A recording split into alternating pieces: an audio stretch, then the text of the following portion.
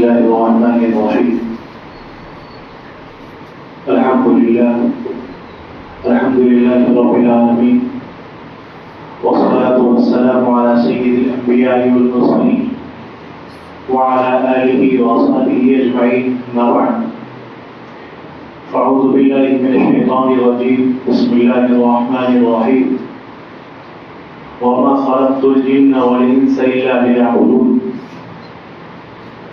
وقال النبي صلى الله عليه وسلم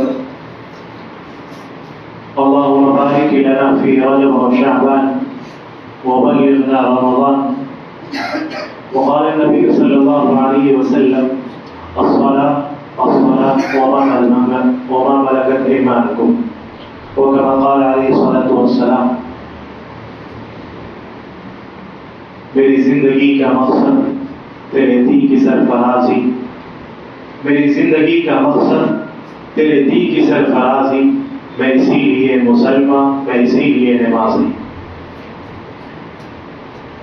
سب سے پہلے ہم تمام لوگ مل کر اللہ کے نبی صلی اللہ علیہ وسلم پر ایک بار درود شریف پڑھیں اللهم صل على محمد وعلى آل محمد كما صليت على إبراهيم وعلى آل إبراهيم إنك حميد مجيد اللهم بارك على محمد وعلى آل محمد كما باركت على إبراهيم وعلى آل إبراهيم إنك حميد مجيد میرے محترم بزرگوں اور عزیز ساتھیوں، اللہ تبارک و تعالیٰ کا بے انتہا شکر اور احسان ہے کہ اللہ تبارک و تعالیٰ نے ہر بار کی طرح اس بار بھی جمعہ کی نماز ملکی حالات کے باوجود ایک جگہ پر اکٹھا ہو کر جمع کرنے کی توفیق بخشی۔ اللہ تبارک و تعالیٰ ہمیں اس نعمت کی قدر کرنے کی توفیق عطا فرمائے۔ میرے عزیزو، اللہ تبارک و تعالیٰ کا یہ نظام ہے اور دنیا کا یہ دستور ہے کہ اس دنیا میں بسنے والا ہر آدمی کامیاب ہونا چاہتا ہے۔ اس دنیا کا ہر آدمی کامیابی کا خواہش مند ہے۔ ہر آدمی یہ چاہتا ہے کہ وہ اس دنیا کے اندر کامیاب ہو جائے، لیکن کامیابی کسے کہتے ہیں؟ کامیابی کس چیز کا نام ہے؟ کامیابی لوگوں کے نزدیک کسے کہتے ہیں؟ کامیابی اللہ کے یہاں کس چیز کا نام ہے؟ یہ تمام لوگوں کو معلوم نہیں ہے۔ چور چوری کر کے آتا ہے اور لوٹ رہا ہوتا ہے اور کوئی اسے نہیں دیکھتا تو وہ سمجھتا ہے کہ میں کامیاب ہوں۔ ڈاکو ڈاکہ ڈال کے آتا ہے اور واپس لوٹ رہا ہوتا ہے اور وہ کسی کی پکڑ میں نہیں آتا تو وہ سوچتا ہے کہ میں کامیاب ہوں۔ ایک زانی اور زنا کرنے والا مرد اور عورت جب زنا کر کے لوٹتے ہیں اور کوئی اسے نہیں دیکھتا تو وہ سمجھتا ہے کہ میں کامیاب ہوں۔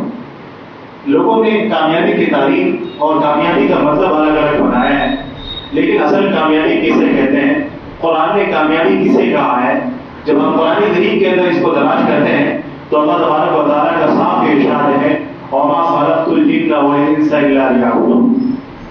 کہ کامیابی اس چیز کا نام ہے کہ انسان اس دنیا میں آنے کے مقصد کو پہچان لے کہ اللہ تبارک و تعالیٰ نے اس کائنات میں اور اس یونیورس میں اس کو کس مقصد کے لیے بھیجا ہے، اس دنیا میں آنے کا مقصد اور اس دنیا میں آنے کا گول کیا ہے۔ تو انسان اس دنیا میں آنے کے مقصد کو سمجھ لیتا ہے تو اس دنیا کا کامیاب انسان ہے۔ اللہ تبارک و تعالیٰ ارشاد فرماتے ہیں وَمَا خَلَقْتُ الْجِنَّ وَالْإِنسَ إِلَّا لِيَعْبُدُونِ کہ اس دنیا میں آنے والے تمام انسانوں کا جو مقصد ہے وہ مقصد اللہ کی عبادت ہے۔ اللہ نے یہ نہیں کہا ہے کہ 24 گھنٹہ اللہ کی عبادت کرنی ہے۔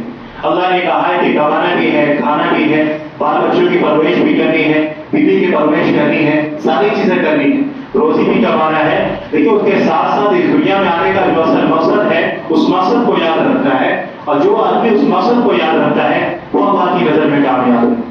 اسی کو اللہ تبارک و تعالیٰ نے ارشاد فرمایا وَمَا خَلَقْتُ الْجِنَّ وَالْإِنسَ إِلَّا لِيَعْبُدُونِ کہ اس دنیا میں بسنے والے تمام انسانوں کا جو مقصد ہے وہ مقصد یہ ہے کہ وہ اللہ کی بندگی میں اور اللہ کی عبادت میں زندگی کو گزارے۔ غلام کسے کہتے ہیں؟ غلام وہی ہوتا ہے جو غلام اپنے آقا کے کہنے کے مطابق زندگی گزارتا ہے۔ اس دنیا میں بسنے والے تمام انسان اور اللہ کے غلام ہیں، اور ظاہر ہے کہ غلام کا ضابطہ یہ ہے کہ آقا اس کو جس وقت جس بات کا حکم دے وہ غلام اگر اس کی بات کو مانتا ہے تو اس کو کہا جاتا ہے یہ غلام آقا کا فرما بردار ہے، یہ غلام اطاعت فرما بردار ہے، وہ آقا کا غلام ہے۔ اور یہی وجہ ہے کہ آقا اس کو بار بار کبھی سیلری دیتا ہے، کبھی بونس دیتا ہے، کبھی کبھی بار بار اس کو نئی نئی ٹپس دیتا ہے۔ یہ کیوں؟ یہ اس لیے کہ اس آدمی نے اللہ تبارک و تعالیٰ کی اور اس آدمی نے اپنے مالک کی اطاعت کی۔ ٹھیک اسی طرح ہمارا اور یہ قرآن جو اللہ تبارک و تعالیٰ نے ہمیں دیا، یہ قرآن کیا ہے؟ اس کی مثال آپ سمجھیں بہت آسان انداز میں کہ جب ہم اس دنیا میں بہت قیمتی چیز خریدتے ہیں، ہم ایک موبائل خریدتے ہیں تو موبائل خریدنے کے ساتھ ساتھ ہمیں ایک مینو کارڈ دیا جاتا ہے، ایک ڈائری دی جاتی ہے جس میں لکھا ہوتا ہے کہ اس موبائل کو کیسے استعمال کرنا ہے، اس موبائل کے اندر کتنے اپلیکیشن آپ یوز کر سکتے ہیں۔ ایک ہم جب فریج خریدتے ہیں تو فریج کے ساتھ میں ہمیں ایک مینو کارڈ دیا جاتا ہے جس کے اندر یہ لکھا ہوتا ہے کہ اس فریج کو کیسے استعمال کرنا ہے، اس کا ٹیمپریچر کتنا ہونا چاہیے، اس کا جو لو کارڈ کتنا ہونا چاہیے، اس کو آپ کیسے کیسے استعمال کرنا ہے، کتنے مہینے کے بعد اس کی صفائی ضروری ہے۔ اسی طرح اس دنیا کے اندر جب بھی ہم کوئی قیمتی چیز خریدتے ہیں تو ساتھ ساتھ ہمیں ایک کارڈ اور ایک ڈائری دی جاتی ہے جس کے اندر یہ لکھا ہوتا ہے کہ اس کو استعمال کیسے کرنا ہے۔ تو آپ اندازہ لگائیں کہ کیا اللہ تبارک و تعالیٰ نے جب اتنی بڑی کائنات کو، اتنی بڑی دنیا کو بنایا ہے، اس یونیورس کو بنایا ہے، تو کیا انسانوں کے بھیجنے کے بعد کوئی ڈائری نہیں دی ہوگی؟ کیا اللہ تبارک و تعالیٰ نے کوئی مینو کارڈ نہیں دیا ہوگا؟ کیا اللہ تبارک و تعالیٰ نے کوئی ایسی ڈائری نہیں دی ہوگی جس میں لکھا ہوگا کہ انسانوں کی زندگی کیسے گزارنی ہے؟ یقیناً اللہ تبارک و تعالیٰ نے ایک ڈائری دی ہے جس کے اندر یہ لکھا ہے کہ انسانوں کی زندگی کیسے گزارنی ہے۔ اسی ڈائری کا نام قرآن کریم ہے، اسی ڈائری کا نام قرآن کریم ہے جس کے اندر یہ لکھا ہوا ہے کہ انسانوں کو اس دنیا میں آنے کے بعد کیسی زندگی گزارنی ہے۔ اسی کا نام قرآن کریم ہے، اسی کا نام میری کارڈ ہے۔ اللہ تبارک و تعالیٰ کا یہ نظام ہے اور اللہ تبارک و تعالیٰ کے دستور ہے کہ دنیا میں بھیجنے کے بعد اللہ تبارک و تعالیٰ نے انسانوں کو تنہا نہیں چھوڑا ہے، بلکہ اللہ تبارک و تعالیٰ نے شروع زمانے سے لے کر حضرت آدم علیہ السلام سے لے کر آخر میں ہمارے اور آپ کے نبی محمد عربی صلی اللہ علیہ وسلم کو اس کائنات میں بھیجا تاکہ انسانوں کو صحیح رہنمائی مل سکے اور صحیح طریقے کو وہ زندگی گزار سکے۔ اس لیے اللہ تبارک و تعالیٰ نے انبیاء کرام کے سلسلے کو بار بار یہ بھیجا ہے۔ ہمیں یہ سمجھنا ہے کہ دنیا میں آنے کا مقصد کیا ہے۔ جو انسان اس دنیا میں آنے کے مقصد کو سمجھ لیتا ہے وہ اس دنیا کا سب سے بڑا کامیاب انسان ہے۔ دنیا میں اور لوگوں نے کامیابی کا انسان اور کامیابی کی تعریف اور کامیابی کا ڈیفینیشن لوگوں نے الگ بنایا ہے۔ اس دنیا کا نظام یہ ہے کہ جس آدمی کے پاس بینک بیلنس زیادہ ہے وہ کامیاب ہے۔ اس دنیا کا نظام یہ ہے کہ جس آدمی کے پاس ATM کارڈ زیادہ ہے وہ آدمی کامیاب ہے، وہ آدمی کامیاب ہے۔ لیکن اللہ تبارک و تعالیٰ کا یہ نظام نہیں ہے۔ اللہ تبارک و تعالیٰ ارشاد فرماتے ہیں ان اکرمکم عند اللہ اتقاکم، کہ تمہیں سب سے زیادہ مکرم، تمہیں سب سے زیادہ محبوب، تمہیں سب سے زیادہ میرا چہیتا اور لاڈلا وہ بندہ ہے کہ جس کے دلوں کے اندر تقویٰ ہو۔ وہ تقویٰ وہ انسان چاہے غریب ہو یا امیر ہو یا بیچ کا آدمی ہو، لیکن اگر انسان کے اندر اللہ کا تقویٰ ہے، اللہ کا ڈر ہے، تو وہ انسان اس دنیا کا سب سے کامیاب انسان ہے۔ اس شرط کے علاوہ کیونکہ انسان کے پاس بینک بیلنس ہے نہیں، لیکن اللہ تبارک و تعالیٰ کا یہاں وہ محبوب ہے، اللہ تبارک و تعالیٰ کے یہاں وہ چہیتا ہے، اللہ تبارک و تعالیٰ کے یہاں وہ لاڈلا ہے اور اللہ تبارک و تعالیٰ کے یہاں وہ پیارا ہے۔ اس بنیاد پر کہ وہ اس دنیا میں آنے کے بعد اللہ تبارک و تعالیٰ کے مقصد کو سمجھ لیتا ہے۔ جب ہم اس دنیا سے ہٹ کر مقصد کو سمجھے بغیر زندگی گزارتے ہیں تو ظاہر ہے کہ ہماری زندگی بغیر مقصد کو سمجھے ہوئے گزرتی ہے، اور اللہ تبارک و تعالیٰ کے ارشاد ہے وما غرک ربک الکریم، کہ اللہ تبارک و تعالیٰ نے اس دنیا کے اندر جب انسانوں کو بھیجا تو بار بار یہ ارشاد فرمایا کہ انسان کیا تم اس دنیا میں آنے کے بعد اس دنیا کے آنے کے مقصد کو بھول گئے؟ کیا تم نے یہ دیکھا نہیں کہ اس دنیا کے اندر ایک چھوٹی سے چھوٹی چیز بغیر مقصد کے نہیں، ایک انسان ایک پلر بناتا ہے، اس کا مقصد یہ کہ وہ ایک گھر تعمیر کرے۔ ایک آدمی بزنس مین بنتا ہے، ایک آدمی کالج جاتا ہے تو اس کا ایک مقصد ہے کہ وہ ایک کام کرے۔ ایک آدمی اسکول جاتا ہے کہ نرسری کلاس میں ہے یا UKG میں ہے، چھوٹا سا بچہ، اس کا مقصد یہ ہے کہ وہ آگے چل کر بزنس مین بنے یا ایک پروفیسر بنے یا ایک وہ انجینئر بنے یا ایک وہ آرکیٹیکٹ بنے۔ ہر ایک چیز کا ایک مقصد ہے۔ تو کیا اللہ تبارک و تعالیٰ نے اتنی بڑی کائنات کو اور اتنی بڑی یونیورس کو بھیجنے کے بعد بغیر مقصد کے پیدا کر دیا ہو؟ یہ ممکن نہیں ہے۔ اللہ تبارک و تعالیٰ نے مقصد کو دیکھ کے بھیجا ہے۔ وہ مقصد کیا ہے؟ وہ مقصد اللہ کی عبادت ہے، وہ مقصد اللہ تبارک و تعالیٰ کو راضی کرنا ہے۔ جو انسان اس مقصد کو سمجھ لیتا ہے وہ اللہ تبارک و تعالیٰ کے یہاں بھی، اس دنیا میں بھی، اور اللہ تبارک و تعالیٰ کے یہاں بھی کامیاب ہے اور ساری زندگی کے اندر کامیاب ہے۔ ایک بات ہم ہمیشہ یاد رکھیں کہ اللہ کی عبادت ہم اس لیے کرتے ہیں چونکہ ہمیں ضرورت ہے، ہمیں اللہ تبارک و تعالیٰ کو راضی کرنا ہے۔ اگر ہم اللہ تبارک و تعالیٰ کی عبادت نہیں کریں گے، اگر ہم اللہ تبارک و تعالیٰ کو راضی نہیں کریں گے، اللہ تبارک و تعالیٰ کا کچھ بگڑنے والا نہیں ہے۔ اگر اس دنیا کے سارے انسان مل کر یہ سوچ لیں کہ ہم تمام لوگ اور اس ملک کی اور پوری دنیا کی آبادی 5 ارب مسلمان، اگر سب لوگ مل کر یہ سوچ لیں کہ آج سے اگر ہم اللہ تبارک و تعالیٰ کی عبادت نہیں کریں گے، تب بھی اللہ تبارک و تعالیٰ کی بڑائی میں، اس کی کبریائی میں، اس کے پاور ہونے میں، اس کے سپریم بینگ ہونے میں کوئی فرق نہیں پڑے گا۔ اللہ تبارک و تعالیٰ پہلے بھی سپریم بینگ تھا، اللہ تبارک و تعالیٰ پہلے بھی قادر تھا، پہلے بھی طاقتور تھا، اور ہماری عبادت نہ کرنے کے باوجود بھی اللہ تبارک و تعالیٰ طاقتور رہیں گے۔ ہمیں ہماری عبادت سے اللہ تبارک و تعالیٰ کی شان میں، اس کی بڑائی میں، اس کی کبریائی میں کوئی اضافہ اور کوئی کمی ہونے والا نہیں۔ ہم اس لیے اللہ تبارک و تعالیٰ کی عبادت کرتے ہیں چونکہ ہمیں اللہ تبارک و تعالیٰ کو راضی کرنا ہے، ہمیں جنت حاصل کرنی ہے۔ اسی بات کو اللہ تبارک و تعالیٰ نے قرآن کریم میں ارشاد فرمایا، وَإِن تَتَوَلَّوْا يَسْتَبْدِلْ قَوْمًا غَيْرَكُمْ ثُمَّ لَا يَكُونُوا أَمْثَالَكُمْ، کہ اے تمام مسلمانوں، اگر تمہارا یہ خیال ہے کہ تم اس لیے میری عبادت کرتے ہو کہ میری شان میں اضافہ ہوگا، میری بڑائی اور میری قوت میں اضافہ ہوگا، یہ تمہاری خام خیالی ہے، یہ تمہاری مس انڈرسٹینڈنگ ہے، یہ ایسا کوئی نہیں ہے۔ اگر تم سب لوگ چھوڑ دو تب بھی میری بڑائی میں اور کبریائی میں کوئی فرق نہیں پڑے گا۔ اس کی ایک مثال میں دیتا ہوں، آپ اس کو غور سے سنیں۔ امریکہ میں آج سے 3 سال پہلے، سمجھانے کے لیے ایک مثال ہے، امریکہ میں آج سے 3 سال پہلے ایک رپورٹ آئی تھی۔ اس رپورٹ میں یہ بتایا گیا کہ امریکہ کی جتنی بھی پاپولیشن اور آبادی ہے اس میں 25% وہ لوگ ہیں جو اسلام کو چھوڑ رہے ہیں۔ یعنی ہر سال امریکہ کی پاپولیشن اور آبادی میں 25% وہ آبادی ہے جو اسلام کو چھوڑ رہی ہے، وہ خواہ کرسچینٹی کو یا یہودی کو یا نان مسلم کو قبول کرے، ہندو بن جائے، کچھ بھی بن جائے، لیکن وہ اسلام کو چھوڑ رہے ہیں۔ ایک طرف آبادی کتنی ہے؟ 25% آبادی اسلام کو چھوڑ رہی ہے، لیکن دوسری طرف اسی ریسرچ میں یہ بات نکلتی ہے کہ 32% آبادی وہ ہے جو اسلام کو قبول کر رہی ہے۔ اس کا مطلب یہ نکلا کہ اگر 25% لوگ اسلام کو چھوڑ رہے ہیں، خواہ وہ ماڈرنزم کی بنیاد پر یا امریکہ کی ٹیکنالوجی کی بنیاد پر یہ سمجھتے ہیں کہ کوئی خدا نہیں ہے، اگر 25% لوگ اسلام کو چھوڑ رہے ہیں تو دوسری طرف کتنی آبادی ہے؟ 32% وہ آبادی ہے جو اسلام کو قبول کر رہی ہے۔ اس کا مطلب یہ نکلا کہ ہمارے اسلام کو قبول کرنے سے اور ہمیں اللہ تبارک و تعالیٰ کی عبادت کرنے سے، اور ہمیں ضرورت ہے اللہ تبارک و تعالیٰ کو ہماری عبادت کی کوئی ضرورت نہیں، ہمیں ضرورت ہے، ہمیں اللہ کو راضی کرنا ہے چونکہ ہمیں اللہ تبارک و تعالیٰ سے جنت لینی ہے۔ پھر آگے اللہ تبارک و تعالیٰ ارشاد فرماتے ہیں ثم لا يكونوا أمثالكم، کہ وہ جو دوسرے لوگ جو ایمان قبول کرتے ہیں وہ تم سے اچھے ہیں۔ یہ جو قرآن کریم کی آیت ہے، اس کو اگر ہم امریکہ کی اس رپورٹ پہ فٹ کرتے ہیں تو برابر فٹ آتی ہے، اور آپ دیکھتے ہوں گے کہ جو نیا کوئی مسلمان ہوتا ہے اس کا جو ایمان کا لیول ہوگا وہ ہم سے زیادہ اچھا ہوتا ہے۔ وہ جو عبادت کرتا ہے اور اس کی عبادت میں جو جوش ہوتا ہے، اور وہ جب نماز پڑھتا ہے جتنا روتا ہے قرآن کو پڑھتے ہوئے روتا ہے، وہ تڑپ، وہ خشیت اور وہ خوف ہمارے اندر نہیں۔ کیوں؟ وہ اس بنیاد پر کہ ہمارا جو ایمان ہے وہ موروثی ہے، ہمارے دادا مسلمان تھے، ابو مسلمان تھے اور ہم بھی مسلمان، لیکن وہ جو ایمان کو قبول کرتے ہیں پورے خوف کے ساتھ، اسلام کو اسٹڈی کرنے کے بعد، اسلام کو پڑھنے کے بعد، اسلام کی حقانیت کو اور ایمان لینے کے بعد، اسلام کو پڑھنے کے بعد کہ اسلام سے بہتر پوری دنیا کا کوئی مذہب نہیں۔ جب ساری چیز پڑھنے کے بعد وہ اسلام کو قبول کرتے ہیں تو قرآن پڑھتے ہوئے روتے ہیں، تہجد پڑھتے ہوئے روتے ہیں، تو اس لیے قرآن نے کہا ثم لا يكونوا أمثالكم، وہ جو نئے اسلام کو قبول کریں گے وہ تم سے اچھے ہوں گے، تو وہ نئے اسلام کو قبول کرنے والے تم سے اچھے ہوں گے چونکہ تمہارا جو ایمان ہے وہ موروثی ہے، لیکن ان کا جو ایمان ہے وہ محنت کی بنیاد پر ہے۔ اسلام کو پڑھنے کے بعد انہوں نے اپنایا ہے، ان کا ایمان سب سے زیادہ تازہ ہوگا، اور یہ ہمیں امریکہ کی رپورٹ سے ملتی ہے۔ تو اس کا مطلب یہ ہوتا ہے کہ قرآن کریم کو جب ہم پڑھتے ہیں اور قرآن کریم کو پڑھنے کے بعد ساری چیزیں دیکھتے ہیں تو ہمیں اندازہ ہوتا ہے کہ قرآن کریم اس دنیا کی واحد کتاب ہے، ایک ایسی کتاب ہے کہ جس جیسی کتاب پوری دنیا میں کوئی نہیں۔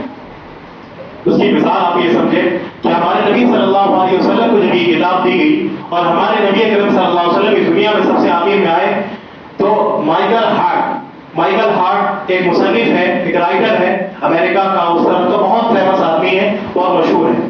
اس نے دنیا کے ان تمام تر شخصیات کا اور ان تمام تر پرسنالٹی کا تذکرہ کیا ہے جو دنیا کی سب سے زیادہ سپر پاور رہی ہے اور جس کے فالوورز سب سے زیادہ رہے۔ اس نے سب سے پہلے نمبر پہ جس کا نام لیا وہ نام کون ہے؟ وہ نام ہمارے اور آپ کے نبی محمد عربی صلی اللہ علیہ وسلم کا۔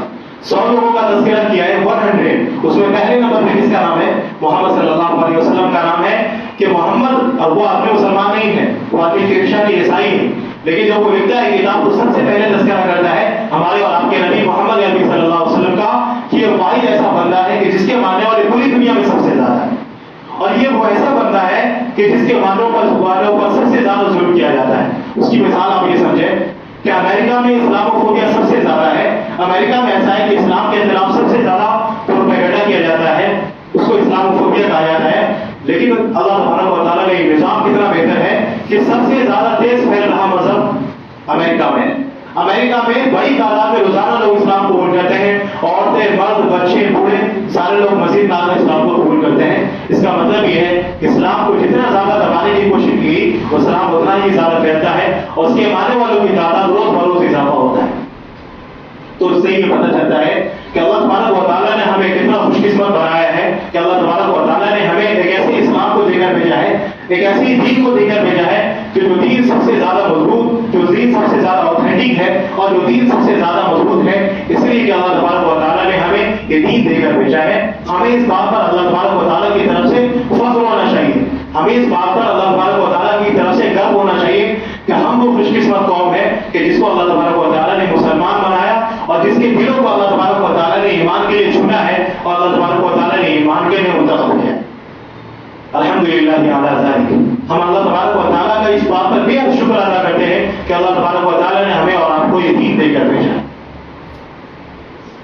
ہمیں اس بات کی فکر ہونی چاہیے کہ جو ایمان اللہ تبارک و تعالیٰ نے ہمیں دیا ہے یہ ایمان کیسے بچے گا, اس ایمان کی حفاظت کیسے ہوگی. اللہ تبارک و تعالیٰ کا یہ نظام میں آپ دیکھیں گے اللہ تبارک و تعالیٰ کبھی رمضان کے موقع سے, کبھی عید کے موقع سے, کبھی بقرعید کے موقع سے, اللہ تبارک و تعالیٰ کبھی شب برات کے موقع سے, کبھی شب قدر کے موقع سے اللہ تبارک و تعالیٰ ہمیں یہ موقع فراہم کرتے ہیں کہ میرا بندہ جو بہت زیادہ گناہ کرنے لگا ہے, جس کا دل سیاہ ہو گیا ہے, جس کا دل بہت زیادہ کالا ہو گیا ہے, یہ موقع جب بار بار اس کو دیا جائے گا وہ بندہ اس موقع سے فائدہ اٹھائے اور موقع سے فائدہ اٹھا کر اللہ تبارک و تعالیٰ سے معافی مانگ لے. اللہ تبارک و تعالیٰ اس کے گناہوں کو معاف کر دیں. اس دنیا میں نظام ہے کہ ایک کپڑے کو دھونے کے لیے ہمیں ایک بالٹی پانی کی ضرورت پڑتی ہے نا, لیکن اللہ تبارک و تعالیٰ کہتے ہیں ایک آنسو, صرف ایک آنسو جو آنکھوں سے گری بھی نہیں بلکہ آنکھوں کی گولائی میں رہے, ایک انسان صرف اللہ تبارک و تعالیٰ سے معافی مانگے اور رات کی تنہائی میں اللہ تبارک و تعالیٰ کے سامنے کھڑے ہو کے کہے 70 سال 80 سال 90 سال اور 100 سال اس کی زندگی گزر گئی ہے اس میں نافرمانی ہے, لیکن صرف ایک آنسو بہاتا ہے اور وہ آنسو زمین پر نہیں گرا ہے بلکہ صرف اپنی آنکھوں کی گولائی میں ہے. اللہ تبارک و تعالیٰ اس کے 60 سال 70 سال کے گناہوں کو بھی معاف کر دیتے. اللہ تبارک و تعالیٰ کتنے زیادہ رحیم ہے, اللہ تبارک و تعالیٰ کتنے زیادہ کریم ہے کہ ایک انسان کے سارے گناہوں کو ایک منٹوں میں معاف کر دیتے ہیں. اس اللہ تبارک و تعالیٰ سے زیادہ رحیم اور کریم کوئی انسان نہیں. 70 ماؤں سے زیادہ جو محبت کرنے والا ہو اس کی مثال کیا ہو سکتی ہے.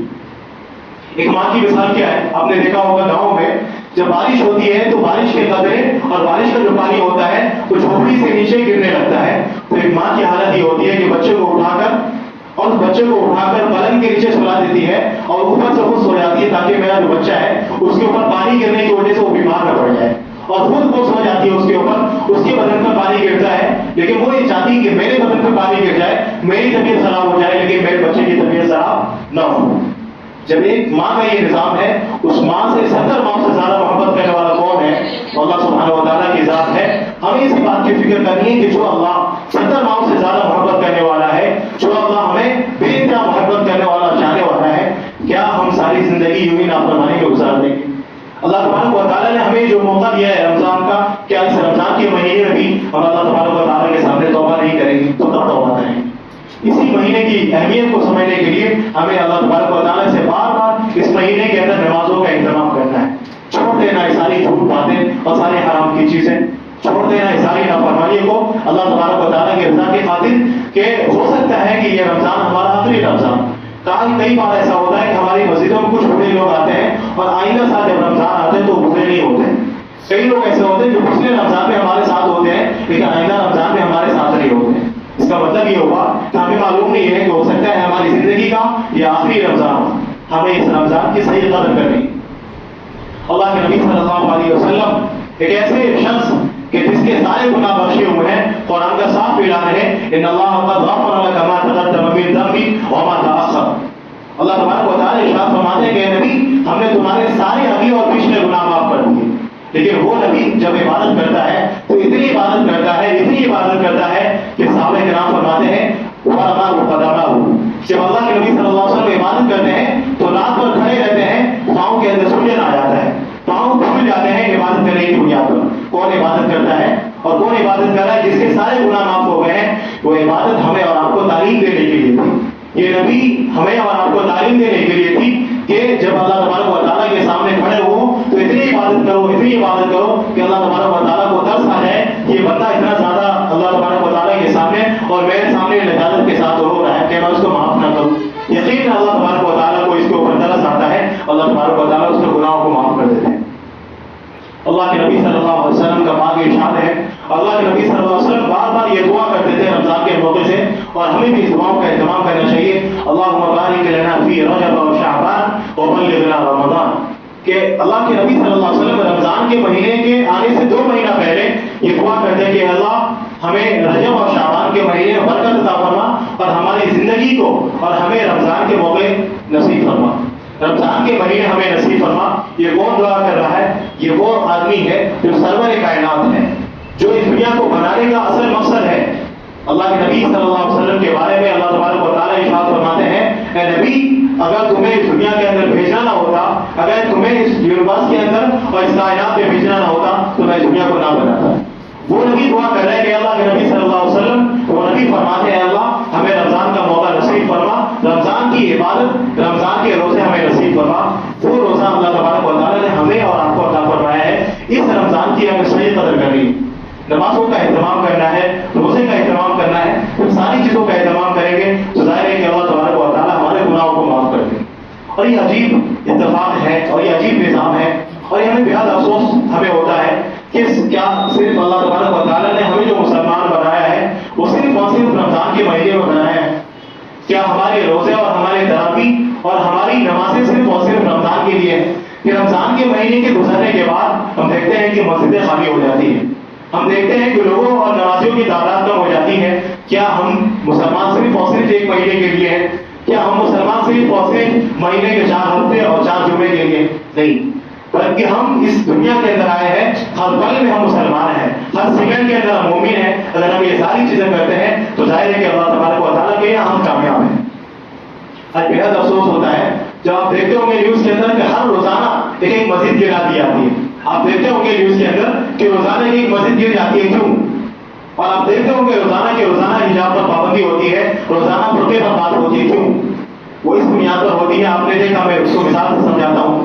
جو سکھ لوگ ہوتے ہیں, سکھ لوگ پنجابی جو دیکھو گے آپ, جو پنجاب کی طرف رہتے ہیں وہ لوگ, جب وہ لوگ چلتے ہیں نا, ان کا نوجوان ہوتا ہے یا بوڑھا ہوتا ہے, وہ سب میں پگڑی باندھتے ہیں. وہ جب کالج میں جاتے ہیں تب بھی پگڑی باندھتے ہیں, جب وہ اپنے گردوارے میں جاتے ہیں تب بھی پگڑی باندھتے ہیں. وہ یونیورسٹی میں, کالج میں, اسکول میں اس کا بچہ جاتا ہے یونیفارم کے ساتھ ساتھ میں, آپ نے دیکھا ہوگا کالج میں جاتے ہیں تب بھی وہ پگڑی باندھتے ہیں. کوئی آج کا کوئی پرنسپل نہیں دیکھا ہوگا آپ نے اس نے آبجیکشن کیا ہو کہ آپ اس پگڑی کو نہیں باندھ سکتے. لیکن اگر حجاب پہن کے عورتیں جاتی ہیں, لڑکیاں جاتی ہیں, تو کیوں پابندی ہوتی ہے معلوم ہے؟ اس پابندی کی سب سے اہم وجہ یہ ہے کہ مسلمان لڑکیوں کو جس قدر اور جس تعداد میں وہ حجاب پہننا چاہیے, اور حکومت کو یہ بتانا چاہیے کہ حجاب یہ ہمارا لازمی حصہ ہے, حجاب کے بغیر ہماری زندگی نہیں ہے. اگر ساری لڑکیاں پہنتی نا تو آج حکومت کو ایکشن نہیں لینا پڑتا, کیونکہ ہم مسلمانوں نے بتایا کہ نہیں یہ جو ہے حجاب جو ہے یہ لازمی حصہ نہیں ہے, سارے مسلمانوں کے لیے فرض نہیں ہے. اس لیے حکومت کو یہ بولنے کا موقع مل گیا کہ حجاب ان کے اسلام کا حصہ نہیں ہے. اسی بنیاد پر حکومت یہ کہتی ہے کہ جب یہ اسکول یہ لڑکیاں جائیں گی, کالج جائیں گی, یونیورسٹی جائیں گی, ایگزام دینے جائیں گی, تو چہرے کا کھولنا کافی ہے, بچے پورا برقع اتار کے جائیں گی. لیکن جب سکھ لڑکے جاتے ہیں کالج یونیورسٹی میں, ان کی پگڑیاں نہیں اتاری جاتی ہیں, چونکہ انہوں نے حکومت کو بتایا ہے کہ پگڑی یہ ہمارا ایک لازمی حصہ ہے, ہمارے مذہب کا حصہ ہے. کرناٹکا کورٹ نے یہ کہا تھا کہ حجاب is not essential part of اسلام, حجاب is not essential part of اسلام, کہ حجاب جو ہے تمہارے مذہب کا لازمی حصہ نہیں ہے. یہ کرناٹکا ہائی کورٹ نے کیوں کہا؟ وہ اس بنیاد پر کہا کہ ہماری عورتوں نے یا ہماری لڑکیوں نے اس کو اس نتیجے پر نہیں پہنا ہے, اس نتیجے پر, اور جب ہر لڑکی پہنتی تو حکومت کو یہ بتا دیتی کہ حجاب ہمارا لازمی حصہ ہے. آج دیکھ رہے ہیں آپ کہ ہر مسجد روزانہ مسجدیں گری جا رہی ہیں, وہ اس بنیاد پر کہ ہمارا تعلق مسجدوں سے کمزور ہو گیا ہے. جب ہم بڑی تعداد میں مسجدوں کے اندر آئیں گے تو پھر ایسا محسوس ہوگا کہ مسلمان کی بنیاد اور مسلمان بغیر مسجد کی زندگی گزارے یہ ممکن نہیں. کسی یہودی سے کسی نے پوچھا تھا کہ مسلمان قوم کامیاب کب ہو سکتی ہے؟ اس یہودی نے خوبصورت جواب دیا, وہ آپ کے سامنے میں ذکر کرنا چاہتا ہوں. اس یہودی نے کہا تھا کہ مسلمان قوم کامیاب جب ہو سکتی ہے کہ جب ان کی تعداد, جو جمعہ کے اندر تعداد ہے, وہی تعداد جب فجر کے اندر ہونے لگے. جمعہ کے اندر جو تعداد ہوتی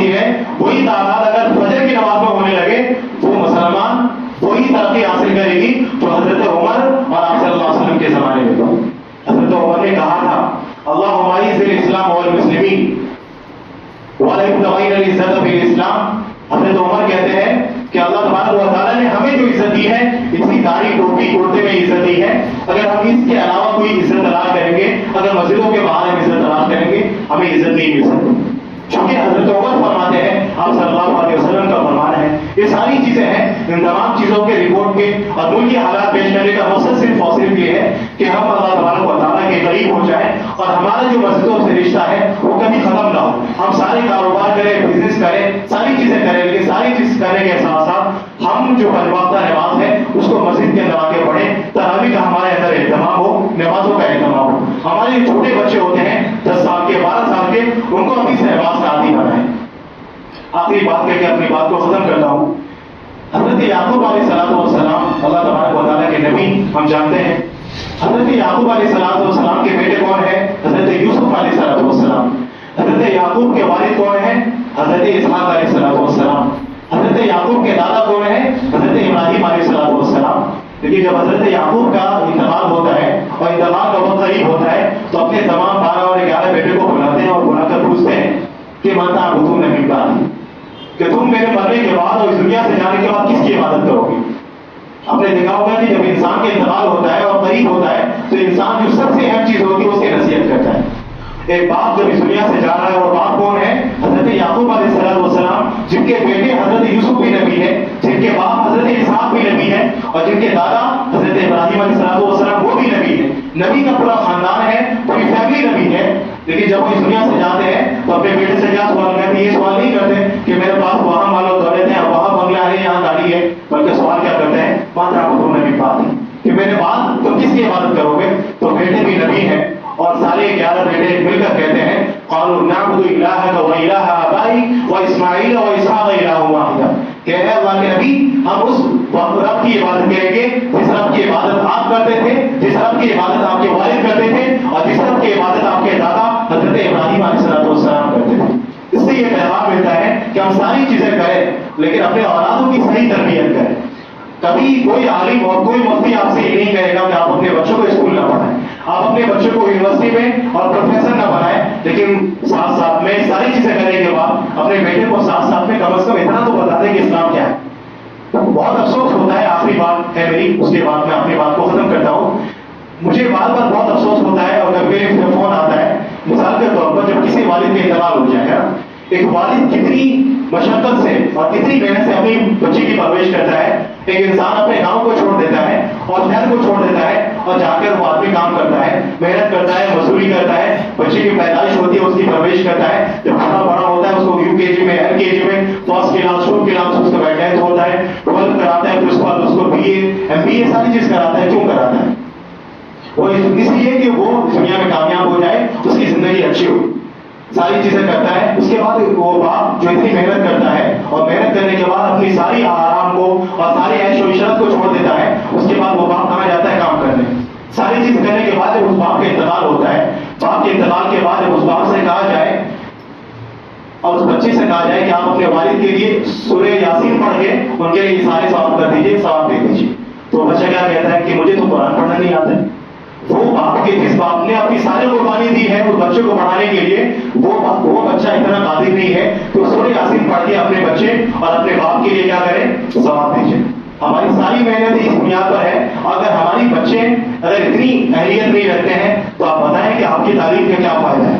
آپ ساری چیزیں کریں, college, professor, doctor, engineer, architect سب کچھ بنائیں, لیکن ساتھ ساتھ میں اس کو اتنا کم سے کم قرآن پڑھنا آ جائے کہ جس سے آپ کے جانے کے بعد, اس دنیا سے جانے کے بعد وہ آپ کے لیے قرآن پڑھ سکیں, آپ قبر کے اندر ہیں اور آپ کے لیے ثواب کا ذریعہ بن سکے اور آپ کی مغفرت کا, اللہ تبارک و تعالیٰ سے معافی کا ذریعہ بن سکے. یہی ہمارا اور آپ کا مقصد ہے. اللہ تبارک و تعالیٰ سے دعا ہے کہ اللہ تبارک و تعالیٰ ہمیں رمضان کی صحیح قدر کرنے کی توفیق عطا فرمائے اور صحیح طریقے سے نماز کی اور 5 وقت نماز کی ادائیگی کی توفیق عطا